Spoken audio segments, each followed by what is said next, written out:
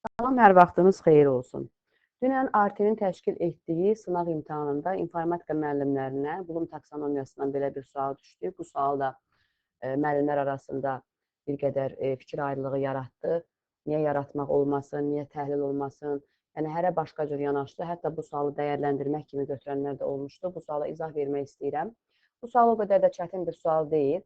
Sadəcə bir qədər diqqət tələb edən bir sualdır.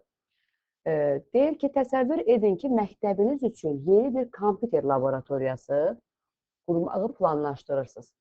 Yəni, laboratoriyanı xəyalımıza canlandırırıq ki, belə bir laboratoriya qurmağa çalışırıq. Yəni, məktəbimizdə kompüter laboratoriyası yaratmağa çalışırıq. Yeni. Uşaqdan tələb edirik ki, lazımi avadanlıqları müəyyən edin. Nə lazım olar kompüter laboratoriyasına? Əlbəttə ki, kompüter, printer, masa, stol və s. Uşaqlar müəyyənləşdirir ki, bəli, laboratoriyamıza bunlar lazımdır. Daha sonra isə məktəbdən ayrılmış büdcəyə uyğun alqı-satqı planı hazırlayın.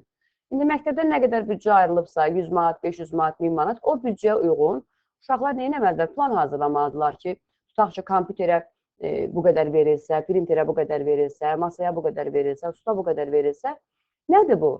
Bu tətbiqdir. Uşaqlar əldə etdikləri biliyi tətbiqə çevirirlər. Bir alqı-satqı planı hazırlayırlar. Ən çox yaratmaq, burada müəllimlərdə plan hazırlamaq məsələsi yaratmaqda şübhəli qaldı.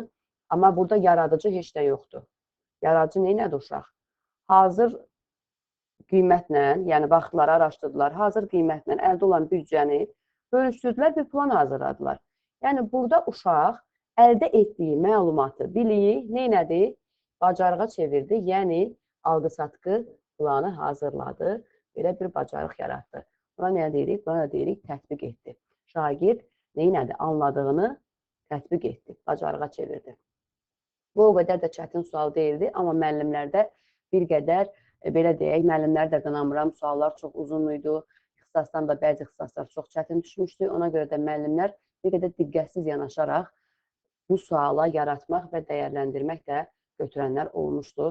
Alqı-satqı olduğuna görə burada söhbət maddi dəyəri götürmüşlər, amma bulum taksonomiyasını dəyərləndirmək mərhələsi öz mövqeyini ortaya qoymaq, arqumentlər gətirmək, faktlar gətirməkdir. Yəni, bunun alqı-satqı dəyəri ilə yaxından uzaqdan əlaqəsi yoxdur.